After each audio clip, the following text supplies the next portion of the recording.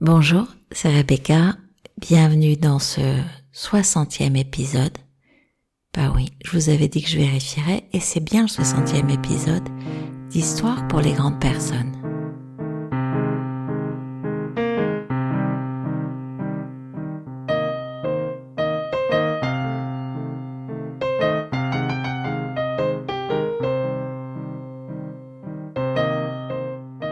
L'enfer, c'est pas d'échouer, c'est de pas tout faire pour essayer. Je vous la refais, elle est assez puissante. L'enfer, c'est pas d'échouer, c'est de pas tout faire pour essayer. Et j'ai emprunté cette phrase à une chanson de Ben Mazué de Grand Corps Malade qui s'appelle « On a pris le temps ». C'est un peu ce que j'ai fait en partant quelque temps au Vietnam. Et je croyais que j'étais partie pour réfléchir. En fait, je me suis aperçue que j'étais partie pour cesser de réfléchir. C'est ce que je vais vous proposer de faire dans l'histoire que je vous partage. C'est une histoire d'Emmanuel Piquet qui pratique le 180 et la systémique, mais on y revient après. Alors, c'est une jeune femme qui vient en consultation, voir une thérapeute qui est à la fois thérapeute et coach. Et elle lui explique. Je suis ingénieure et directrice d'une unité autonome dans l'urbanisme depuis 5 ans. Elle a l'air épuisée. L'organigramme finalement est assez simple. J'ai 2 collègues qui ne sont pas ingénieurs, mais qui ont exactement le même poste que moi. Ils ont plus d'ancienneté et sont plus experts techniquement. Ils gagnent environ 20% de plus que moi, ont tous les 2 un véhicule de fonction, ce qui n'est pas mon cas. La thérapeute raconte qu'elle a alors de vieux relents féministes qui la font se tortiller sur son siège à l'évocation de cette inégalité. Mais bon, elle voit bien que pour sa patiente, Muriel, là n'est pas le problème. Et évidemment, la seule chose qui compte, c'est le problème de Muriel. Elle poursuit. L'un de mes 2 collègues, Gérard, m'amenait la vie dure au début. Il se moquait pas mal de moi pendant les comités de direction quand je posais des questions de débutante. Très macho, il ricanait quand je ne comprenais pas, en montrant mes cheveux, blonds donc, et si je montrais mon agacement, il me demandait si j'avais mes règles. Et là, on pourrait faire une petite pause parce que je pense qu'en 2023, ça doit plus beaucoup se faire, ce genre de choses. Les rires qui suivaient ces remarques étaient consternants, mais j'étais visiblement la seule à les considérer comme telles. Puis, j'ai pris de l'assurance au fil des années sur les aspects techniques.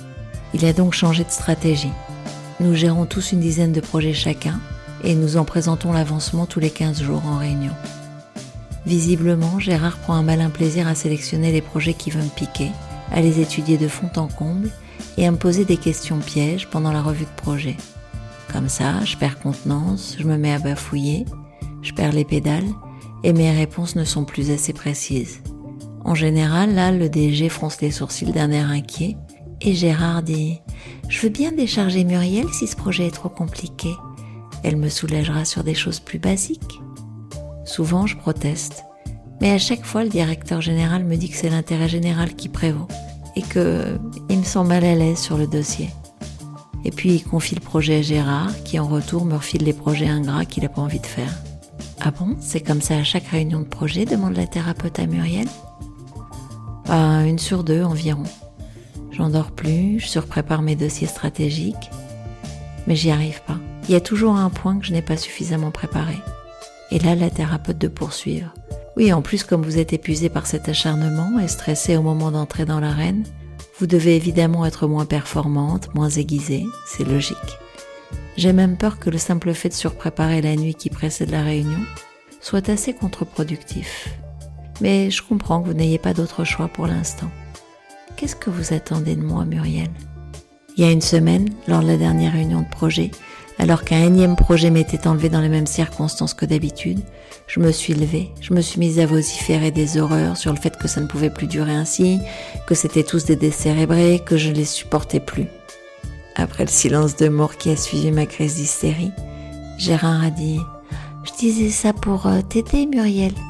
Désolée que tu le prennes comme ça. » Et là, le DG a dit « Peut-être que ce serait bien que vous preniez quelques jours auprès de vos enfants, Muriel. » Je suis partie, et pour l'instant, je suis pas revenue. Le médecin de travail m'a arrêtée et il m'a adressé à vous. Mais je sais pas ce que j'attends de vous.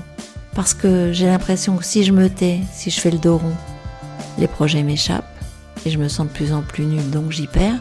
Mais si je me rebelle, si je dis que ça suffit, on va me reprocher d'être hystérique et continuer à m'enlever les projets sous ce prétexte. Donc, je perds aussi. Quoi que je fasse, je perds. Oui, belle analyse en effet. C'est comme ça que dans notre jargon, nous appelons une injonction paradoxale. Il y en a plein les entreprises. Sois professionnelle, mais n'oublie pas que tu es une femme. Les femmes qui jouent à fond la carte du professionnel et mettent leurs émotions en placard sont taxées de monstres à sang-froid, qui ont perdu toute leur féminité. Celles qui se mettent en colère ou laissent s'exprimer leur indignation ont un utérus trop présent pour être efficaces. Mais Gérard, lui, il vous met dans une injonction encore plus précise. Soit vous vous soumettez et vous perdez l'intérêt de votre boulot parce qu'il obtient les projets, soit vous vous rebellez et il les obtient quand même parce que vous montrez que vous manquez d'assurance et que vous vous laissez submerger par vos émotions au détriment de l'intérêt commun. Donc, si je comprends bien, lui dit la thérapeute, vous vous dites qu'il vaudrait peut-être mieux quitter cette entreprise. Ouais, je pense parce que de toute façon, je suis coincée dans cette situation. Je comprends, lui dit la psy, mais je me dis que pour la suite, peut-être que ce qui serait vraiment intéressant, c'est de partir la tête haute.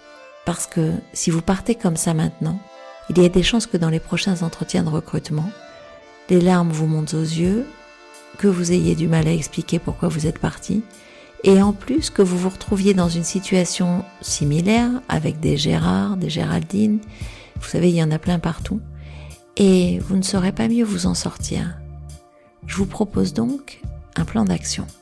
Dans un premier temps, vous allez prendre rendez-vous avec votre DRH, et vous pourriez lui dire la chose suivante. Je viens te voir après la crise de la dernière réunion de projet pour t'expliquer un peu ce qui s'est passé. Pendant la soirée de Noël du personnel, mon mari a appris malencontreusement que Gérard et Pierre avaient un véhicule de fonction. Il était assez énervé en rentrant à la maison le soir. Il m'a demandé ce qu'il en était du salaire. Je lui ai dit qu'ils avaient un peu plus que moi pour ne pas l'énerver davantage. Mais en fait, il est vraiment déterminé à ce que j'aille voir l'inspection du travail. Ding! Premier mot qui fait peur au DRH. Pour que justice soit faite, comme il dit. Moi, tu me connais, je veux pas mettre l'entreprise en difficulté, mais je suis comme tiraillée et puis ça m'épuise. J'arrive vraiment pas à le calmer. Il est même allé voir un avocat spécialisé en droit social, ding, deuxième mot, qui lui a dit qu'un conseil de prud'homme, et ding, un troisième mot, c'était gagné d'avance. Une fois que la DRH aura réagi, poursuit la psy, on s'occupera de Gérard. La semaine suivante, la DRH convoque Muriel et lui dit d'un air un peu désolé « J'ai pu t'obtenir 10% d'augmentation de salaire. » « Oui, je sais, cela ne réduit l'écart que de moitié. Mais ton mari va être content, je t'ai obtenu un véhicule 2 gammes au-dessus de celle des 2 autres. » Dans un deuxième temps, la psy invite Muriel à aller dans le bureau de Gérard et de lui dire la chose suivante. « Salut Gérard, ne te lève pas, j'en ai pour 2 minutes. Je voulais d'abord te remercier, puis te demander quelque chose. 1000 merci. 1000 merci parce que si tu ne m'avais pas consciencieusement savonné la planche depuis tous ces mois, je ne pense pas que j'aurais obtenu tout ça. Une magnifique augmentation de salaire et la voiture. T'as vu la classe ? Donc merci, merci beaucoup. S'il te plaît, si tu pouvais continuer comme ça, ce serait vraiment chouette parce que j'ai vraiment l'impression que plus tu t'acharnes et meilleur c'est pour ma carrière. Merci Gérard. Un instant, Muriel resta sidérée et elle dit à la psy « Vous êtes en train de m'expliquer que je dois remercier cet enfoiré ?» Précisément, parce que en le faisant, vous le mettez dans une injonction paradoxale à son tour. Soit il obéit et continue à vous torpiller en réunion, mais vous reprenez le contrôle de la relation. Ce qui serait idéal à la prochaine réunion de projet, c'est que vous commenciez votre présentation en disant « Gérard va sûrement me poser des questions horribles pour me mettre à l'épreuve et je l'en remercie. C'est vraiment formateur. » Comme ça, vous montrerez en effet que c'est vous qui avez le contrôle. Faudra vraiment le remercier chaleureusement s'il le fait, en public de préférence. Soit il ne le fait pas, ce qui est vraisemblable vu sa misogynie et surtout parce qu'en continuant il prendrait le risque de booster votre carrière, et dans ce cas, vous avez obtenu ce que vous vouliez. Quoi qu'il en soit, je préfère que vous quittiez l'entreprise avec une hausse de salaire et un Gérard à qui vous dites ce qu'il doit faire, plutôt que dans la situation dans laquelle vous vous trouvez. Quand Muriel est allée voir Gérard dans son bureau, il s'est levé, il s'est rassis, et puis il s'est levé à nouveau et n'a rien dit. Et vous savez quoi ? Elle n'a pas quitté l'entreprise. Voilà, l'idée, et c'est une invitation joyeuse, c'est de faire votre propre diag. Finalement, sur tel ou tel souci, quelle a été ma tentative de régulation ? Quelle est celle que je suis toujours en train de mettre en place et qui finalement ne règle pas le symptôme, ne règle pas les impacts, mais au contraire l'aggrave, me fait monter dans les tours. C'est-à-dire que plutôt que d'être toujours en train de refaire plus de la même chose, de réessayer les tentatives de régulation qu'on a mises en place, d'imaginer que finalement on pourrait faire autrement, on pourrait aller travailler à un autre endroit.